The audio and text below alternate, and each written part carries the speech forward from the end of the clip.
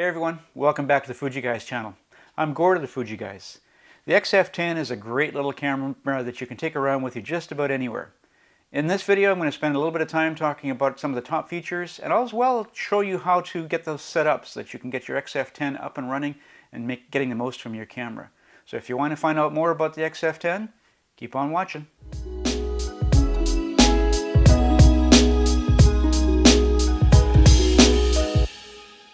In this video I'll be running through a number of the different features that are available with the XF10 and spending a bit of time with each one. You can watch the whole video, or if you want to jump to a particular segment to find out more about a particular option within your camera, you can click on the table of contents to that and go directly to that segment. Let's take a look at the top command dial on the XF10. Starting off with SR+. Depending on your mode situation, the camera will choose between 58 different scenes, automatically go into macro if necessary, as well as portrait mode.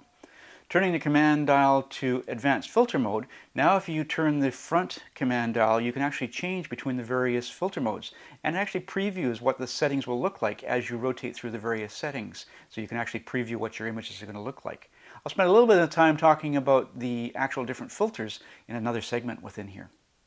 Turning the command dial to the next one is scene position. So at that point you can choose things like snow, party, flowers, or text, as well as multiple exposures. Again, simply by turning the front command dial within there.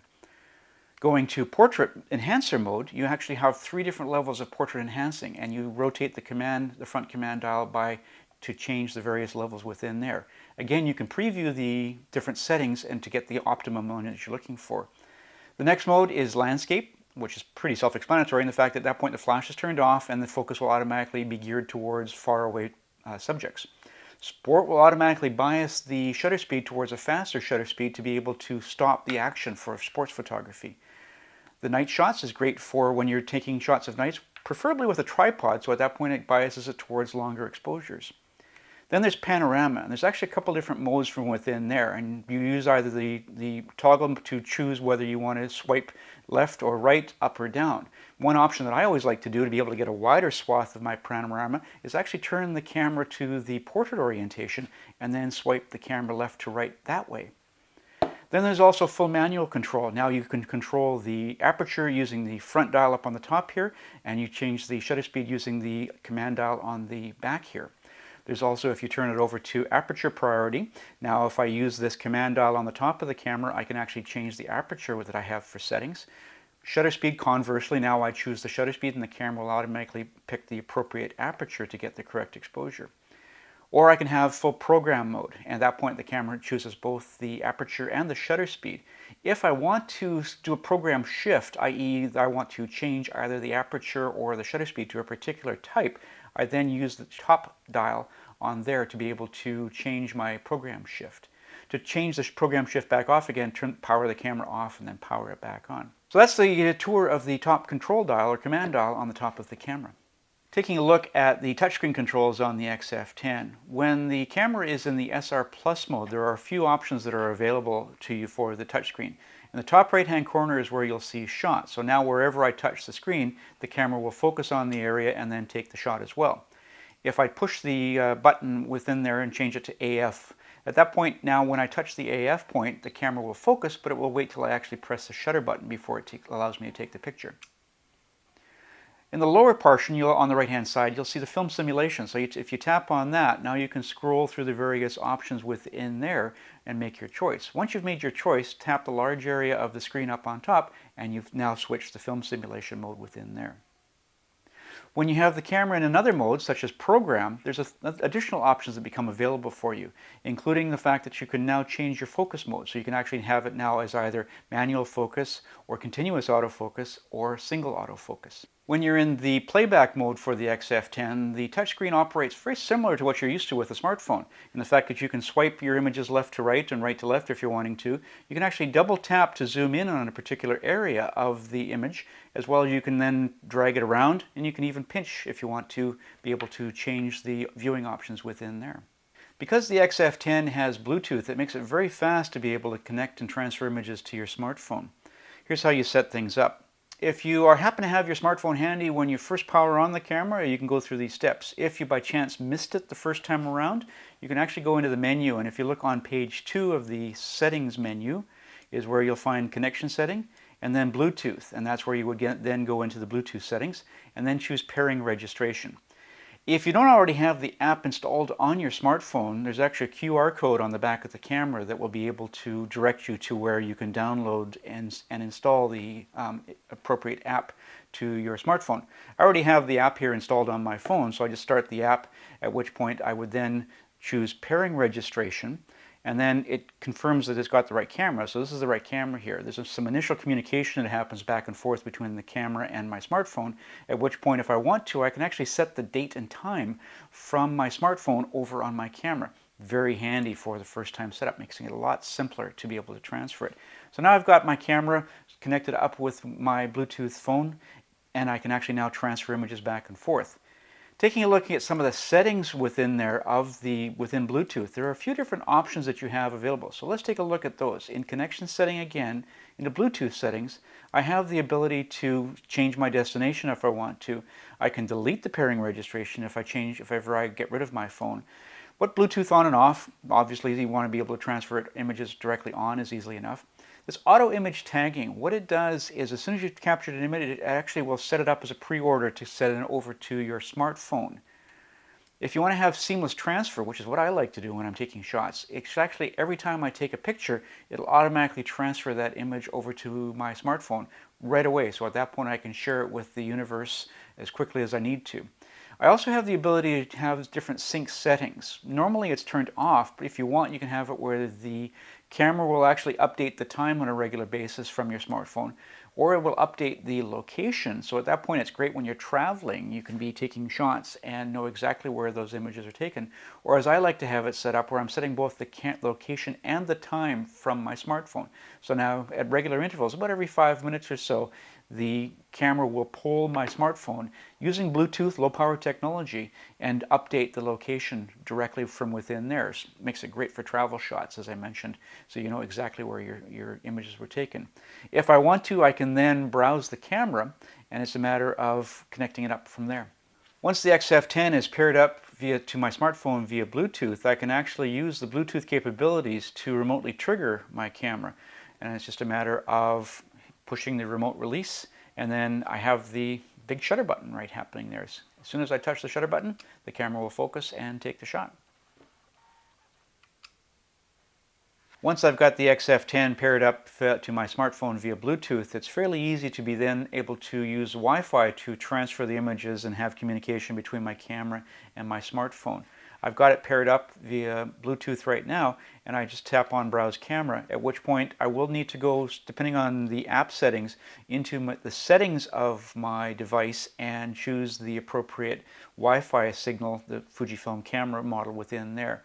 Once it connects up, I can go back into the app and be able to see all of the images on my camera. The first time I do this, I may need to confirm communication just to make sure that this camera will only communicate with this particular smartphone. After that, I can then choose and scroll through all the various images that I have within here and select the ones that I want to transfer over from my camera to my smartphone. By default, it's a 3 megapixel image. If I want to, I can make it the full 24 megapixels, but that's going to fill my smartphone up fairly quickly. I can then import the images over one at a time or in a batch over to my smartphone, and then the images are saved within my camera roll, and I can simply then go into the camera roll of my smartphone and be able to have those images directly over on my smartphone very quickly and easily. Sometimes, like when you're traveling, you don't necessarily want to have to wait for the camera to focus. You want to make sure that everything's going to be in focus. And the XF10 through the Snapshot Mode has that option. By default, to activate the Snapshot Mode, you swipe up on the screen. The first time you swipe up, it locks the focus at 5 meters at f5.6. Now everything from 5 meters to infinity will be in focus. A second swipe up will now lock it at 2 meters and change the aperture to f8. Now everything from 2 meters to infinity will be in sharp focus. So no matter where you're taking the shot, you know that everything's going to be taken in nice sharp focus without having to worry about waiting for that autofocus to lock in. The front of the XF10, around the lens, there's a control ring. Depending on the mode that you have the camera set in, it will do different things, like the digital teleconverter or change the different advanced filters. If you want to, you can actually change it to be a setting that you prefer. By default, all you have to do is swipe down on the touchscreen. That brings up the controls for the different options on there. Default is, as I mentioned, depending on what mode you have the command dial set into, it will just change the different functions. If you want, you can have it where it will change the ISO or the white balance or even the digital teleconverter, or you can actually have it turned off if you want to. If I change it to the ISO, now when I turn the control ring, I can actually change my ISO setting fairly quickly and easily. Fujifilm's renowned color science technologies allow for film simulations to give that real lifelike look to your images straight out of camera. The XF10 allows for many of those film simulations. To quickly and easily get into those film simulations, on the touchscreen you'll notice that there's actually a block 4 of the film simulations. At that point you get a preview, a large area preview of what the film simulation will apply based on the live image. You can then scroll either using the touchscreen or using the command lever to be able to cycle through the various options. If you want, you can press in on the command lever. At that point it just makes that choice, or you can touch the large version of the film simulation and then it will apply that film simulation to your images from here on in, straight out of camera. Because the XF10 can be connected directly to your smartphone, it makes it real easy to be able to share your images on various social network sites. Some of those social network sites are Square related, so they actually work with a 1-to-1 ratio. Well, how would you quickly be able to do that and have that set up on your XF10? To do that, normally you'd push the Q button and then you'd have to navigate to the aspect ratio, and then you'd have to change the various aspect ratios within there to be Square 1-to-1. And then afterwards you got to remember to change it back again. However, with the XF10 there's actually a very quick and easy way to be able to change the camera into Square 1-to-1 mode. You just simply swipe left, it automatically switches it over to Square 1-to-1, and then to change it back, all you have to do is hit it again to change it over. So if you wanted to, you could put it to 1-to-1, take some shots, share them on the various social network sites like Instagram that use a 1-to-1 aspect ratio, and then quickly switch it back after you're done with that. The XF10 has a number of different video modes, including 4K at 15 frames per second, Full HD at 60 frames per second, and even high-speed Full HD movies at up to 4 times regular speed. Let's take a quick look at those options that are within there. You push the menu button and you actually go to page 4 of the menu screen, and from the bottom of there is where you'll find movie setup. From there you have a choice from your various movie modes and different frame rates and resolutions that are capable within there. You also have the ability to, if you want, you can actually turn on and off the high-speed video, and you have choices within there up to 4 times regular speed. The ISO, if you want, you can have it set independent from the stills photography, so you can have different settings for both your movies and your stills. Same thing with the focus mode and the autofocus mode. And the HDMI info output display, you can either turn that on or off. If you're going to be setting the XF10 up to an external recorder, you probably want to turn that off, so at that point you get a clean output to your HDMI. You also have the ability, if you want, where the 4K is recording, whether you want to have it record directly to the card that's internal, or again, if you have an external HDMI recorder set up. And you can have that recorder set up so that touching the record button on the external recorder will actually start recording in the camera. You can also change the mic adjustment level if your microphone is a little bit too hot or needs to be increased in the volume. If you are connecting an external microphone to the camera, keep in mind that it is a 2.5mm input because it's a multi-port adapter. So you would need a little adapter to go from a 2.5mm in camera up to a 3.5mm microphone input. And then at that point, if you would want to make sure that this microphone or remote release is set to microphone. If you set it to remote release, that actually acts as a cable release if you're wanting to with an optional cable release. Once you've made your choices for the movie, then you have to press the drive button and scroll down to the movie mode, which is the very bottom of the screen, and then that's where, once you've made that selection, now when you press the shutter button, your movies will start. Pushing the shutter button again, the movie will end. So those are some of the settings that you have for movies on the XF10. The XF10 is also about having fun with your photography. It's got advanced filters, and that allows you to get very creative with your photography. Things like having partial color, or high dynamic range, or high dynamic tone, even soft focus and fisheye. There's actually a couple of new ones as well. All you have to do is turn the camera into the advanced mode on the top here, and then once you're in there, you'll find that there's actually an icon on your touchscreen to be able to go in and now select. And you can either, again, swipe left and right with your choice, or you can actually use the toggle lever to be able to make your choices on there. Two new ones that are available is the rich and fine. This is great when you're taking shots of food, for example.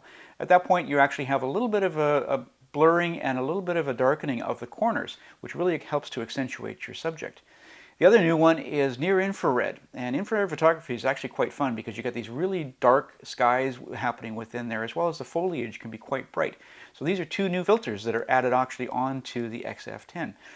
Once you've made your choice, it's just a matter of either tapping the large icon screen up on top or pushing the OK button on the camera, and you've now made your choice, and you can actually see what you're going to be getting with your image directly on the screen. The XF10 also offers the ability to have continuous or burst shooting. To do that, you access by pushing the drive button and you toggle down.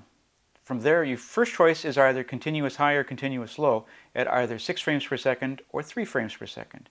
If you want to go 4K burst, which results in about an 8 megapixel image, which still makes great 8x10 shots, then it'll shoot actually at 15 frames per second.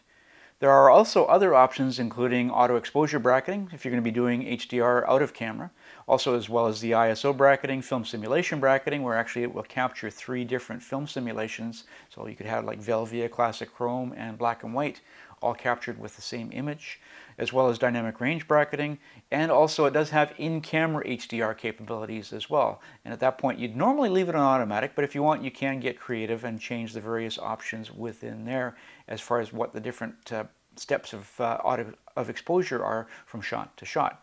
So it's just a matter of simply, I'm going to leave it here in continuous high and hit the OK button, and now when I shoot, I'm going to get 6 frames per second. In addition to shooting still images, the XF10 allows you to shoot interval images. So at that point, you can actually have a time-lapse photography. And if you want, you can also have it so it will record a movie in camera of those resulting images. Or if you want, you could then just import those images into your computer and use optional software to compile a movie from within there. To do that, you go into the setting on this page 2 of the shooting menu. What I do suggest is that you set up the movie mode first. At that point, you then choose it within there. So you go to time-lapse movie mode, and you make your choice within there as far as what you want the resulting movie to be as far as resolution as well as frame rate. And then you would go into the interval shooting, which is one toggle up, and then you go over and you decide how many minutes or seconds you want to have in between each of the images. Up to 24 hours you can have, and as short as 1 second between all of those images. Then you decide how many images you want, up to 999 images. Once you've hit the OK button from there, you would then choose whether you want just the still images or if you want to have a movie recorded afterwards. This is where you had to make your choice beforehand. So I'm going to have a movie created as well. And then you decide whether you want to have the image to be captured to be starting right away or whether you want to have a delay, like for example 1 hour, you wait till sunset happens or something along those lines. At that point you would push the OK button and the camera will start recording images at the appropriate time. Depending on the interval between shots, you may notice that actually the camera will turn power down. That helps to conserve the battery power. And then just before it's ready to take the next shot, the camera will power back up again and recapture the next interval shot. Then after that, all of the images have been captured, you can either download them to your computer or you can have that movie created in camera that you set up beforehand, at which point you can then play the movie back and you can see your resulting time-lapse photography. Lots of fun. One of the challenges we experience when we're doing photography is the depth of focus, especially true when things are fairly close to the camera. It's tough to get both everything that's in the foreground as well as the background in perfect focus. With the XF10, it actually has focus stacking mode in 4K. At that point, it can actually create an image that has the entire plane of focus all the way from the near to the background in nice sharp focus. To do that, we would push the drive button, and then we toggle down to 4K and then over to 4K multi-focus mode to make our choice. We then line up the shot and capture the shot, at which point the camera captures a series of images at the various depths of focus and actually will then compile them during playback into a single image that actually captures the entire range of focus all the way from foreground to background. Normally what I would do is then, once the image has been captured, I hit the playback button, at which point I push down because it's a multi-focus, and then I actually can either choose what focus range I want to have in focus, or a particular focus slice from the foreground to the background, or automatic. If I choose automatic, the camera will then do a little bit of processing and then produce a resulting image that will be in sharp focus all the way from the foreground through to the background. And here's my resulting image as a preview. If I want to save this image, I hit the Q button, at which point now I have that image saved as a JPEG where I have the entire focus range from forward to background in nice sharp focus. The XF10 features two custom function buttons. One's located on the top of the screen, the other is on the back just above the Q button. There are also 4 directional swipes that you can actually have on the screen itself. And depending on what you do with this, which direction you swipe, you can actually have it do different functions. If you want, you can actually customize what the different functions are. If you want, you can have it where one controls your ISO, where it's just not normally set up by default. To make the changes, you press and hold the display back button. At that point, you get an icon view of the camera and all the different functions and swipe buttons that are available. From there, if you want to, you can then customize whether you have a certain swipe to do either face and eye detection settings, or if you want, you can control the ISO. There's a number of different choices that you have within there. You can scroll through there and make the choices that you're wanting to, and then once you've made your choice, either press in on the 8-way focus lever or hit the menu OK button. Now that function, when you swipe it that way, that becomes your customized function. Makes it very easy to get the XF10 set up exactly the way that you want to have it set up.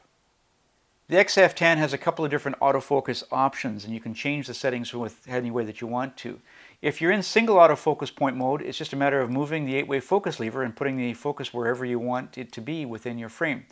You can see on the LCD screen there's a number of the larger autofocus points. Those are the phase detection autofocus points, which will be a little bit faster.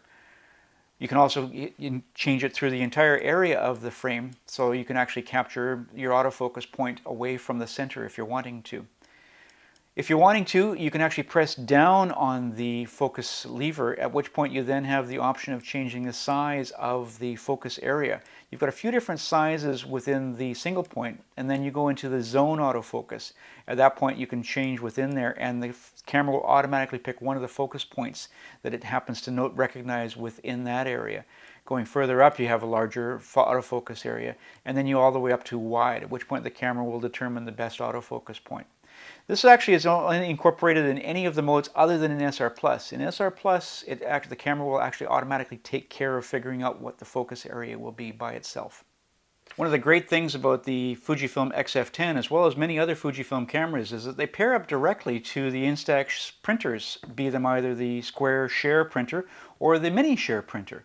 At that point, when you're traveling, you can actually just take these two devices and be able to capture an image and print that image right away. That's great to be able to share those images and prints right away with friends, family, strangers that you may very well meet.